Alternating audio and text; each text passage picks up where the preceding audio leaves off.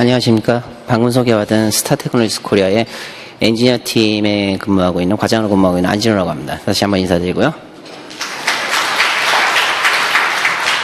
네, 오늘 제가 한 40여 분 남짓한 시간 동안 설명드릴 부분은 제가 이제 올 때 그 엑스배너에 있는 걸 봤는데 고급 IV 측정이라고 세션 소개가 되어 있더라고요. 이제 뒤에 한마디가 빠진 것 같은 이제 고급 IV 측정을 위해서 이제 에질런트에서 추천드리는 이제 솔루션이 소개가 될 것 같습니다. 그래서 이제 메인 내용은 여기 보시다시피 이제 BTI 테스트 관련된 내용이고요. 오늘 핵심은 주로 이제 BTI 테스트, 요즘 또 이슈가 되고 있는 울트라 패스트 BTI 테스트에 대한 이제 에질런트 솔루션이 WGFMU라는 모듈에 대한 설명을 주로 진행하게 될 것 같습니다. 그래서 오늘 말씀드릴 내용의 순서는 보시는 바와 같고요. 주로 지금 핵심이 되는 부분은 이 부분이 되겠습니다. 기존의 BTI 솔루션이 가지고 있는 문제, 그리고 그 문제점을 해결하기 위해서 저희 에질런트에서 추천드리는 WGFMU에 대한 설명이 주가 되겠습니다. 다들 아시는 부분이죠. BTI 기본 개념에 대한 부분인데요. 디바이스의 게이트에다가 전압을 가해주고 이니셜 스테이터스에서 어느 정도의 시간이 지난 후에 전압을 가지고 어느 정도 일정 시간이 지난 후에 파라메탈 측정을 해봤더니 소자가 열화가 되더라. 근데 어떤 형식의 열화냐? 일단은 VT가 시프트되고 자 아이온이 감소하죠. 아이온이 감소하고 리케이지가 증가하고 뭐 스윙값이 감소하는 등의 디바이스 열화가 보이게 됩니다. 근데 보시면은 이 BTI 개념이 기존의 HCI하고 다른 가장 중요한 부분 중에 하나가 바로 이 다이나믹 리커버리 부분이 되겠죠. 이거 무슨 얘기냐면은 디바이스에 공급되는 스트레스가 끊긴 이후에 내가 측정했던 파라미터들이 다시 이니셜 스테이터스로 원복되는 현상을 보인다는 얘기입니다. 이 현상은 다들 아시다시피 PMOS 디바이스에서 더 크게 나타나게 되고요. 그래서 사실은 용어가 BTI, 이게 네거티브 바이어스 템퍼러처 인스테빌리티죠. PBTI라는 용어도 있지만 사실은 우리가 이 테스트를 PMOS에서 주로 진행을 하기 때문에 MBTI라는 용어를 많이 쓰게 되겠습니다. 그래서 어떤 상황에서 이 MBTI 효과가 크게 발생하냐? 고온, 그 다음에 높은 VG 바이어스. 이거는 이제 게이트에 걸리는 전기장의 크기를 결정하는 요소이기 때문에 전기장이 커지면은 이런 우리가 보고자 하는 MBTI 효과가 더 크게 나타나기 때문에 이런 두 가지 조건에서 보통은 BTI 테스트를 고온에서 진행을 하게 되죠. 자, 그러면은 왜 BTI가 최근에 이렇게 중요하게 이슈가 되고 있는가? 일단은 최근 추세가 디바이스가 작아집니다. 작아지고 디바이스가 작아진다는 얘기는 결국 게이트의 전극 크기가 작아진다는 얘기죠. 그리고 옥사이드 두께가 얇아짐으로 인해서 일단은 디바이스가 작아지기 때문에 일단 VDD가 작은 디바이스에 대해선 VT가 아주 작은, 그러니까 수십 미리볼트의 어떤 디그리데이션만 보이더라도 상당히 큰 디바이스 전체를 봤을 때 상당히 큰 영향을 주는 요소가 된다. 그리고 게이트 전극 크기가 작아지다 보니까 같은 전압을 줬을 때 우리가 디바이스에다가 어떤 에너지를 공급하게 되면 그 에너지의 대부분은 열로 방출이 되죠. 그 열이 보다 작은 전극을 통해서 방출이 되려다 보니까 디바이스 온도가 굉장히 높게 올라가게 됩니다. 그리고 이 효과들은 게이트의 유전 물질, 그러니까 게이트 옥사이드의 그 물성에 따라 크게 좌우가 되는데 요즘에는 게이트 옥사이드 두께를 얇게 가져가는 추세다 보니까 거기다가 기존에 전통적으로 쓰던 물질 외에 하이케이, 높은 유전율을 가진 물질을 쓰게 되죠. 그래서 이 물질들은 보통 기존에 쓰던 스탠다드 매터리얼보다 더 많은 디펙트를 가지고 있다. 이런 부분이 됩니다. 다 아시는 부분이 되겠고요. 다음 장으로 넘기도록 하겠습니다. 일단은 이런 MBTI 측정을 하게 되는 시스템, MBTI 측정에 필요한 시스템이 가져야 될 필수 요소가 무엇이냐? 일단은 MBTI 측정에서 가장 중요한 거는 리커버리 요소가 됩니다. 스트레스가 끊기는 시점부터 내가 측정한 파라미터가 원복이 되기 때문에 이 시간을 어떻게든 줄이는 것이 가장 큰 이슈가 되고요. 그래서 실제로 스트레스가 들어가다가 요 지금 측정되는 시간, 측정 시간 포함 스트레스가 끝나고 나서의 요 측정 후 대기 시간이 전부 리커버리 일어나는 시간이 되겠습니다. 이 시간을 어떻게든 짧게 가져가야 되냐? 결국엔 측정을 빨리 하는 수밖에 없다는 얘기가 되겠죠. 그리고 요즘은 기존에는 이제 스트레스를 DC로만 주시고 측정을 하게 됐는데 요즘에는 AC를 주고 측정하시는 일단 뭐 AC를 이용한 스트레스 그것도 AC 기존에 이제 2레벨 펄스가 아닌 뭐 3레벨 혹은 그 이상의 펄스를 주고 측정하시려는 요구가 현업에서 많이 나오고 있습니다. 그래서 두 가지 측정 후 대기 시간, 그 다음에 이 측정 시간을 포함한 리커버리 타임을 줄이는 것, 그 다음에 다양한 스트레스 소스 파형을 지원할 수 있는가, 이 두 가지가 지금 요구되고 있는 MBTI 시스템에 요구되는 가장 큰 두 요소가 되겠습니다. 이 차트는 실제로 측정 후에 측정 시간과 측정 후 대기 시간이 길 경우에 리커버리 타임이 길 경우에 실제 디그리데이션 양상과 어떤 식으로 차이가 나는가를 보여주고 있는 그래프가 되겠는데요. 보시다시피 스트레스가 중단되는 시간이 길면 길수록 디그리데이션 수치는 점점 내려가고 있는 걸 확인할 수가 있죠. 여기 보시면 델타 VTH 값을 비교를 해봤을 때 실제로 컨티뉴어스 스트레스가 끊기지 않고 계속 들어가는 상황과 그 다음에 스트레스 중간에 어떠한 리커버리 타임이 발생할 경우에 델타 VT가 시간이 지남에 따라서 이렇게 차이가 날 수 있다는 걸 보여주고 있습니다. 실제로 절대값도 감소를 하게 되고요. 기울기가 상대적으로 눕게 되겠죠. 기울기가 누워버리면은 여러분들이 가장 중요하게 생각하는 디바이스의 수명을 구하는 데 있어서 오류가 발생하는 원인이 됩니다. 다음 장은 이제 AC 스트레스 인가에 관한 부분인데요. 기존 DC 스트레스 측정은 스트레스가 들어가고 나서 메저먼트 할 때 전압이 측정 전압으로 올라갔다가 다시 스트레스 전압으로 움직이는 이런 형태가 되는데 AC 스트레스 경우에는 펄스 형태의 이런 시그널이 들어갔다가 다시 측정 전압으로 갔다가 다시 펄스가 들어가는 이런 형태의 파형이 인가가 돼야 됩니다.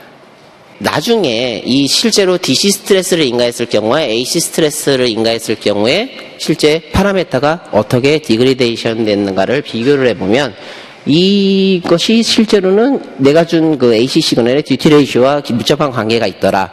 실제로 듀티 레이쇼가 낮으면 낮을수록 디그리데이션은 좀 덜 되는 양상을 보이겠는데 이게 꼭 듀티 레이쇼의 비율대로 움직이는 건 아니고요.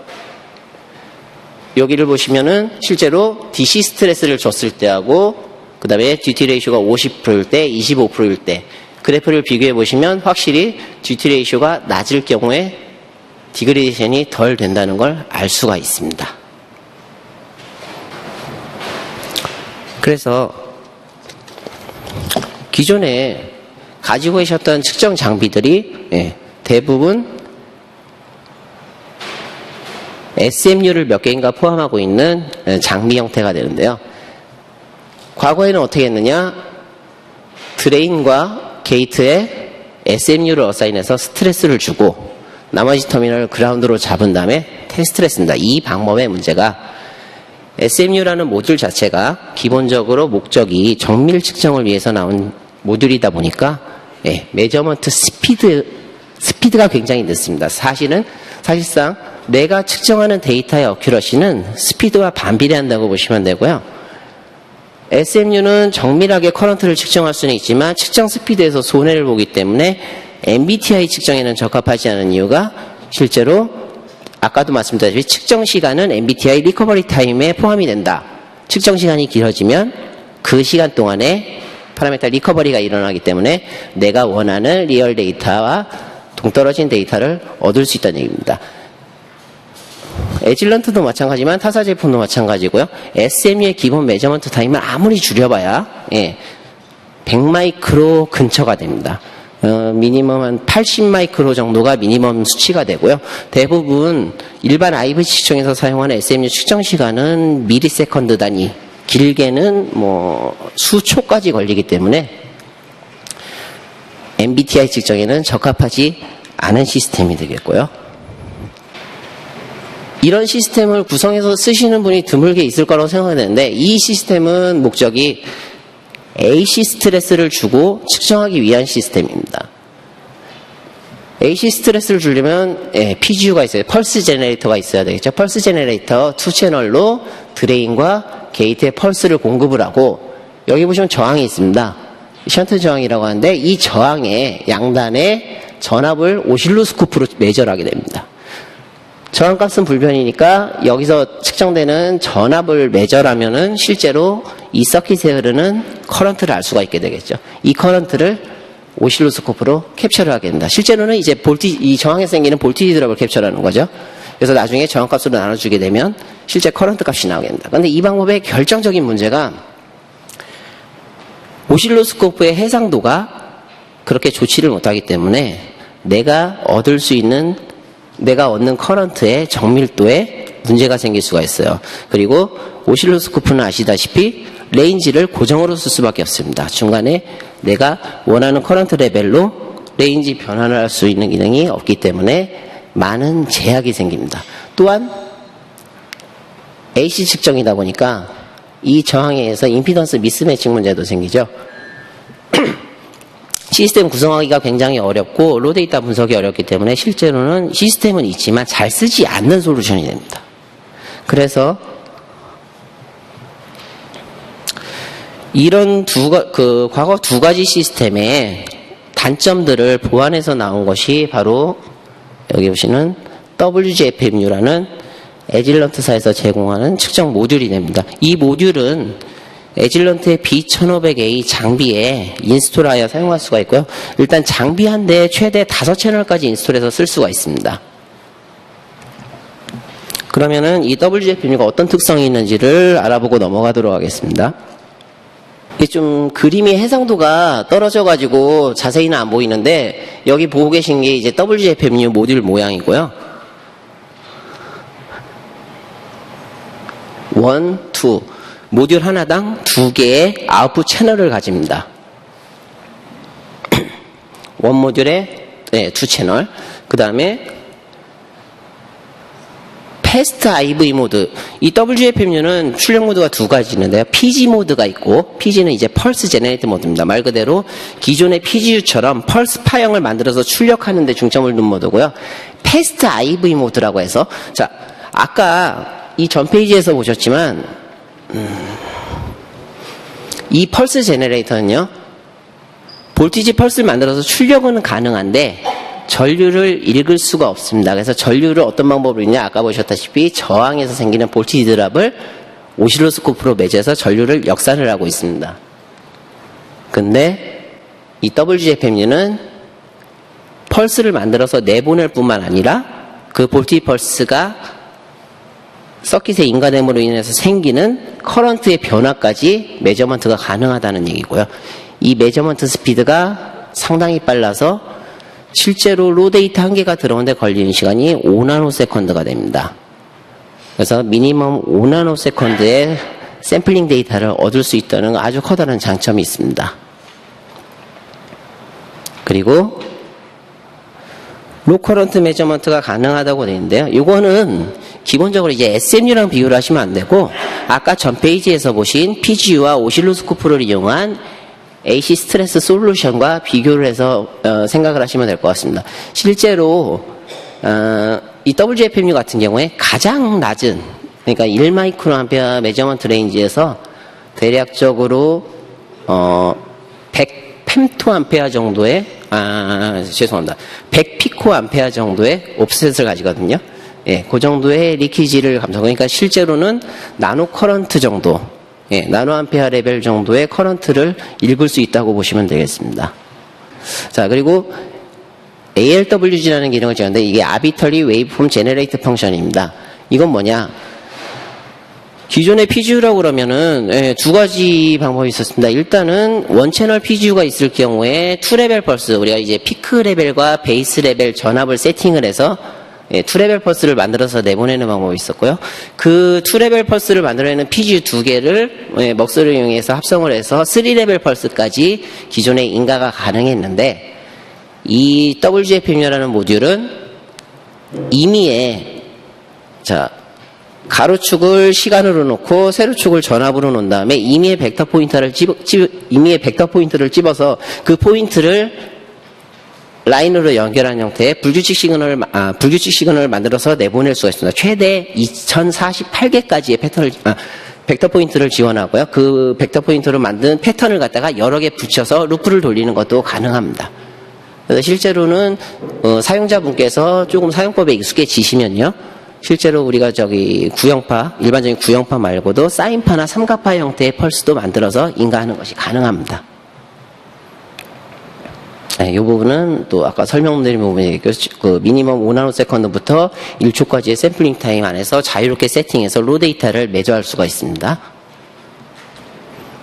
맥시멈 16MHz 밴드위스를 가지고 이거는 이 WGFM 모듈 같은 경우에 요 16MHz는 10mA 매저먼트 레인지, 그러니까 맥시멈 레인지가 됩니다. 이 맥시멈 레인지에서 얘기고요. 사실은 레인지가 변동이 되면은 실제로 내가 줄 수 있는 펄스의 어떤 주기 값이 바뀌기 때문에 요 값은 최대 수치다라고 이해를 하시면 될 것 같고요. 자, 최대 피크 투 피크 10V까지의 아웃풋을 내보낼 수 있습니다. 간혹 저희가 이제 현업에서 서포트를 하다 보면 요 부분을 오해하시는 분들이 많은데요. 이 10V 피크 투 피크는 이 WGFMU 출력 범위가 레인지가 세 가지가 있는데 0V에서 10V, 그다음에 0V에서 마이너스 10V, 마이너스 5에서 플러스 5V 이렇게 세 가지 레인지를 가집니다. 그래서 간혹 가다가 마이너스 4V에서 6V 출력이 안 되냐 하시는 분들인데 그거는 지원을 하지 않고 있습니다. 그리고 낮은 출력 볼티지 노이즈를 가진다. 그 다음에 빌트인 캘리브레이션. 이 에질런트 장비의 가장 큰 장점 중에 하나인데요. 저희 에질런트 장비나 모듈들이 장비가 부팅될 때 셀프 캘을 합니다. 실제로 캘리브레이션을 실제로 해요. 그래가지고 캘리브레이션 페일이 나면은 모듈이 사용 불가 상태가 됩니다. 아예 사용 불가 상태가 되기 때문에 바로 장비를 수리를 보내게 되는데요. 요 기능이 없게 되면은 실제로 모듈이 애초에 캘리브레이션 해놓은 캘팩터하고 이제 값이 어긋났을 경우에 잘못된 데이터를 낸다는 얘기인데 그 데이터를 계속 믿고 쓸 수밖에 없게 되겠죠. 그러면 왜 WGFMU가 BTI 매저먼트에 최적화된 솔루션이냐?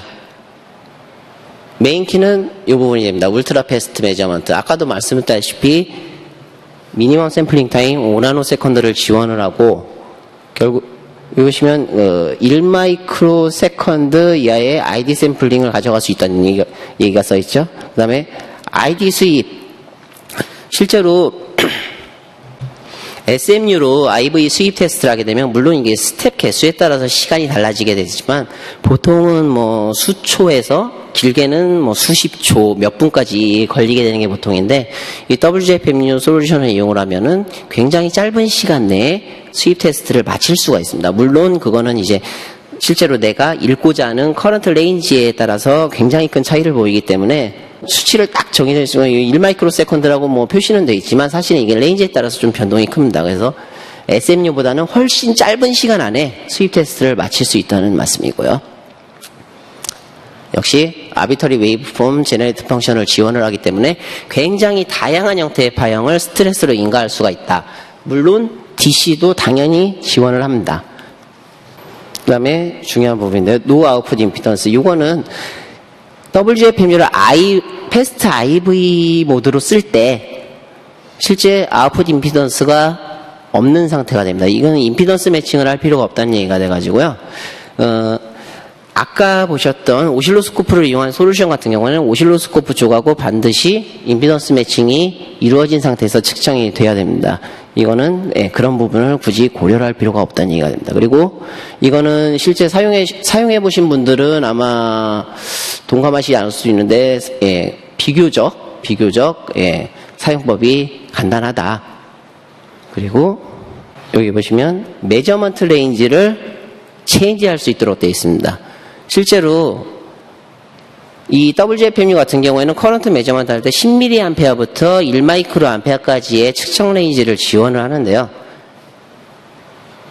실제 테스트를 하고 있는 도중에 이 레인지를 바꿀 수가 있습니다. 물론 그 바꾸는 데는 뭐 약간의 시간이 들어갑니다만, 요 기능은 그 기존의 AC 스트레스 솔루션에서는 볼 수가 없었던 기능이죠. 자, WGFMU 모듈을 이용해서 어떻게 측정을 하냐. 저희 그 B1500A 장비에 WGFMU 모듈을 같이 인스톨해서 구매를 하시게 되는데, B1500A 장비에 기본적으로 측정 소프트웨어가 내장이 되어 있습니다. 이제 이지익스퍼트라는 측정 소프트웨어가 내장이 되어 있고요. 이 소프트웨어에 어플리케이션 테스트 쪽에 가시면은 WGFMU를 이용해서 측정할 수 있는 몇 개인가의 솔루션, 어플리케이션 테스트를 제공을 합니다. 다행히도 몇 가지 파라미터만 입력하면은 알아서 측정이 되도록 되놨기 때문에 몇 가지 파라미터 값, 실제로 내가 측정할 인풋 파라미터 값을 입력하고 테스트 버튼을 누르는 것만으로 이 옆에 보시는 이런 결과를 얻을 수가 있습니다. 그래서 각 측정별로 샘플링이면 샘플링, IV 수입이면 수입 데이터, 그 다음에 내가 모니터링 하려는 파라미터, 예를 들자면 VT라든가 아이온이라든가 이런 파라미터의 디그리데이션 양상까지 같이 데이터로 정리돼서 한 번에 보실 수가 있습니다. 물론 DC와 AC 스트레스를 모두 지원을 하고 나름대로의 스트레스 타임 테이블을 만들어서 실제 내가 지정한 시간 간격대로 측정이 되도록 유저가 편하게 세팅할 수 있는 인터페이스를 지원을 합니다. 이 그림은요, 실제로 측정을 할 때 WGFMU에서 들어가는 시그널을 캡처한 것이고요. 뭐 이런 식으로 움직이게 된다는 얘기입니다. 위에 여기는 DC고 여기는 AC 스트레스가 들어가는 부분인데, 여기 보시면은 이 동그라미 부분을 확대해서 보면은 이렇게 되는 거고요. 이게 실제로 메저먼트 되는 시간이 됩니다. 굉장히 짧은 시간 동안에 내가 원하는 데이터를 다 측정하고 리커버리가 일어나기 전에 다음 스트레스를 계속해서 이어간다. 이런 개념으로 보고 넘기시면 되겠습니다. 이것도 앞에서 잠깐 나온 부분이죠. DC하고 AC 스트레스 줬을 경우에 디바이스 디그레이션이 어떻게 변화하는가. 그래서 실제로는 듀티 레이쇼가 낮아지면 디그레이션 값도 낮아진다라는 걸 보여주고 있습니다. 이거는 이제 드레인 커런트를 스트레스를 주고 드레인 커런트 스판 매저할 때 주로 이제 아이온이나 ID셋을 측정할 때 사용을 하시게 되겠죠. 그때 요 굉장히 짧은 시간 동안 측정이 이루어지는 곳을 이렇게 확대해서 보여드리는 겁니다. 대략 이 시간이 1마이크로 안쪽으로 볼 수가 있다. 요즘에는 요거가 이 리커버리 타임을 뭐 다릅니다만 예전에는 이제 100마이크로 세컨드 얘기가 나오다가 최근에는 이제 100나노까지 말씀을 하시더라고요. 100나노 세컨드 언더를 보고 싶어 하시는 분도 계시는데, 일단은 지금 스펙상으로는 이제 1마이크로 언더까지는 커버가 되는 솔루션입니다. 그 다음에 여기는 이제 아까는 스파 측정이었고요. 지금은 이제 수입 테스트의 시그널 모양을 보여드리고 있는데, 자, SMU로 수입을 할 경우엔 대부분 수입파형이 이렇게 됩니다. 오실로스코프로 관측을 해보면 실제로 타임 스케일의 차이만 있을 뿐이지 파형은 동일하죠. 내 시작 전압과 종료 전압을 지정해주면 내가 지정한 스텝 밸류만큼 값이 증가하면서 측정을 하게 되는데, 스텝 밸류에 도달한 다음에 측정하는 동안은 전압이 유지되게 되겠죠. 이거를 타임 테이블을 놓고 그림을 그려보면 계단 모양이 돼가지고 이걸 스테어케이스 수입이라고 부릅니다. 그런데 기존 솔루션은 이런 스테어케이스 수입만 지원을 했는데 WGFMU는 이런 램프 수입은 시그널 움직이는 게 이게 지금 보이실지 모르겠는데 계단 모양이 아니라 이렇게 쭉 직선 모양으로 전압이 끊기지 않고 증가 혹은 감소를 하게 됩니다. 이런 과정에서 이런 시그널을 가지고 수입을 할 수도 있고, 여기 보시면 펄스드 수입도 당연히 지원을 합니다. 이렇게 다양한 수입 테스트까지 한꺼번에 할 수가 있습니다. 굉장히 중요한 그림이 나왔습니다. 이게 아마도 기존에 이제 SMU를 쓰시던 분들은 프로브 스테이션을 가지고 있을 텐데, 이 프로브 스테이션에 이런 DC 프로버를 가지고 계실 겁니다. 여기 보시면은 여기 지금 커넥터가 2개 달려 있는데요. 이게 이제 SSMC 커넥터가 이렇게 2개 달려 있는 DC 프로버가 있으면 이 프로버에다가 이런 액세서리 케이블을 이용해서 WGFMU를 물려서 쓸 수가 있습니다. 이 케이블 보시면 여기 지금 색깔이 이쪽은 검은색이고 이쪽은 노란색으로 되어 있는데 요게 지금 그냥 색깔을 칠하는 게 아니라 요게 의미가 있습니다. 여기 보시면 케이블 구조가 까만 쪽은 이렇게 되어 있고요. 노란 쪽은 이렇게 되어 있다. 까만 쪽은 이 가운데가 시그널 라인인데 이 시그널 라인이 없습니다. 끊어져 있어요. 그리고 노란 쪽은 이 시그널 라인이 가드랑 붙어 있습니다. 이게 차이가 뭐냐? 우리가 WGFMU 원채널을 이용해서 디바이스 한 개를 테스트를 하는데 디바이스는 4개의 패드를 가지고 있습니다. 드레인, 게이트, 소스, 멀크. 일단은 드레인과 게이트는 보통 이제 측정된 전압이 가게 되니까 WGFMU가 이제 2채널이 하나씩 어사인이 되게 되고요. 나머지 소스와 벌크, 웰이죠? 벌크 채널에는 보통 그라운드를 잡아주게 되는데 이 그라운드를 어떻게 잡아주느냐? 여기 보시면 이쪽에서 들어오는 게 WGFMU 시그널이고요. 얘가 여기 와서 시그널이 끊기죠. 끊기고 뭐가 살아 들어가느냐? 외벽에 가드만 살아 들어갑니다. 이 가드는 이제 AC 그라운드가 되고요. 이 그라운드가 여기 와서 시그널 라인에 붙게 됩니다. 쇼트가 되게 되죠. 그래서 이 시그널 라인에 가드의 0볼트가 이쪽 패드로 인가가 되게 됩니다. 이런 식으로 게이트와 드레인에서 각각 가드 시그널을 따서 벌크와 소스에다가 그라운드를 잡아주게 됩니다. 이런 별도의 좀 액세서리가 있으면은 WGFMU 한 모듈로 디바이스 한 개의 측정이 가능하게 됩니다. 요거는 무슨 이야기냐면은 결국에는 측정 스피드와 내가 측정하는 값의 어큐러시에 서로 트레이드 오프 관계가 있다는 얘기인데요. 빠른 스피드에서 측정하게 되면은 읽을 수 있는 전류값은 굉장히 높은 값, 그 다음에 내가 읽는 값의 어떤 신뢰도도 떨어지게 됩니다. 값의 신뢰도를 높이고 낮은 커런트를 좀 더 정밀하게 메저먼트 하려면 결국에는 메저먼트 스피드를 길게 가져가는 수밖에 없습니다. 그래서 그런 내용을 간단히 설명드린 거고요. 그 다음에 측정 스피드는 또 뭐에 관계가 있느냐? 바로 노이즈 레벨 감쇄와 관련이 있습니다.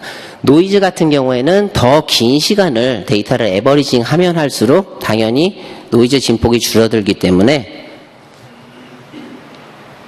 나중에 뒤에 차트에도 나오겠지만 긴 시간을 에버리징 하면은 실제로 에버리징 하는 시간에 비해서 노이즈 레벨이 감소하는 거를 나중에 차트로 확인하실 수가 있습니다. 요게 그래서 굉장히 중요한 부분이 되는데요. 여기 밑에 보시면 지금 세틀링 타임이라고 있습니다. 저희가 실제로 WGFMU에서 내보내는 펄스는 이제 100나노세컨드 언더의 펄스도 이제 만들어서 내보낼 수는 있습니다만 이제 메저먼트 할 때는 좀 얘기가 달라지거든요. 측정을 하게 되면 내가 세팅한 메저먼트 레인지에서 필요한 세틀링 타임이라는 게 있습니다. 이 세틀링 타임이 뭐냐 하면은 만약에 레인지를 세팅을 하고 나서 시그널을 내보낸 다음에 바로 측정을 한번 해보면 실제로 앞에서는 실제 커런트 레벨이 아니라 엉뚱한 값이 메저먼트가 되게 됩니다. WGFMU 케이블이 연결돼서 디바이스로 가기 전에 RSU라는 이제 액세서리가 붙게 되는데 그쪽에서 이제 어느 정도의 내가 원하는 전류값을 읽을 수 있는 어떤 대기 시간이 좀 필요하게 되거든요. 세팅링 타임이. 요게 보시면은 레인지별로 급격하게 증가하고 있습니다. 그래서 10mA 레인지에서는 100나노세컨드만 앞에 대기를 했다가 커런트를 읽어주면 되는데 1마이크로암페어 레인지 가장 낮은 레인지로 가게 되면 보시다시피 80마이크로세컨드나 되는 긴 세틀링 타임이 필요하게 됩니다.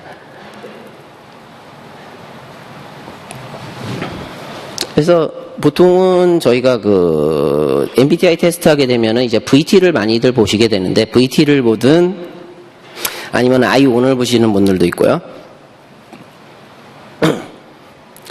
VT 같은 경우에는 보통 보시는 레벨이 요 근처가 되기 때문에 세틀링 타임이 보통 마이크로 단위로 앞에 들어가 줘야 됩니다. 이거는 이제 전압이 변동될 때 앞에 한번 들어가고 그 이후에 이제 샘플링 하는 거는 이거 이제 상관없이 가게 되고요.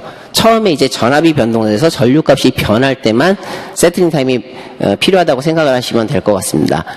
그래서 보통은 이제 VT를 매저할 때 이런 긴 세틀링 타임이 필요하게 되니까 그러면은 차라리 ION이나 ID셋 이런 걸 매저를 해가지고 뭐 VT 양상을 추측을 해보자 이렇게 가시는 분들은 이제 조금 더 레인지를 올려서 측정하시는 분들도 계시죠. 그러면은 세틀링 타임이 또 이만큼 크게 줄어들게 되니까 좀 더 빨리 측정을 하고 넘어갈 수가 있습니다. 좀 늦게 시작했더니 시간이 벌써 다 돼가지고 짧게 설명드리고 끝내겠습니다. 이게 지금 보시면 아까 노이즈 레벨이 각 매저먼트 레인지에 따라서 에버리징 타임을 가져갈 때 노이즈 레벨이 어떻게 감소되고 있는가를 보여주는 표고요. 여기 지금 예로 든 게, 자, 10mA 레인지에서 1마이크로세컨드가 노이즈 레벨인데, 미니멈 라이징 엣지를 80나노로 가져갑니다. 80나노로. 그러면은 실제로 10mA 레인지에서 앞 페이지에서 보셨죠? 세틀링 타임 미니멈 100나노세컨드가 필요하고, 그 다음에 라이징 엣지 80나노니까 10%에서 90%까지 올라가는 게 80나노니까 실제로 필요한 시간을 총 계산해 보면 올라가서 탑 전압이 유지되는 시간을 계산해 보면 대략 200나노세컨드 후가 됩니다. 세틀링 타임 포함해서 라이징 엣지 포함해서요. 그래서 1마이크로세컨드에서 200나노세컨드를 빼면 800나노세컨드가 되는 게 이게 뭐냐? 1마이크로세컨드를 잡으면 이 안에서 내가 잡을 수 있는 최대한의 에버리징 타임이 됩니다. 앞에 200나노세컨드는 세팅링 타임, 대기 시간으로 날아가는 거고요. 그래서 이 표에서 800나노세컨드를 쭉 올라가 보면 만나는 지점, Y축으로 잘라보면 대략 3마이크로 암페어 정도의 노이즈 레벨이 측정이 되게 된다는 얘기입니다. 약간 제가 중언부언한 감도 있는데 메인 키는 기존의 측정 방식이 일단 SMU를 이용한 솔루션, 그 다음에 PGU와 오실로스코프를 이용한 AC 솔루션이 모두 안고 있는 단점이 있는데 그걸 보완해서 WGFMU가 기존의 시스템이 못하던 많은 부분을 커버를 할 수 있다는 그 말씀을 드린 거고, 그 다음에 이 WGFMU 같은 경우에는 이제 뭐 스펙 자체가 일단은 강점은 패스트 매저먼트에 있습니다. 5나노세컨드라는 굉장히 짧은 샘플링 타임을 자랑한다는 큰 장점이 있고요.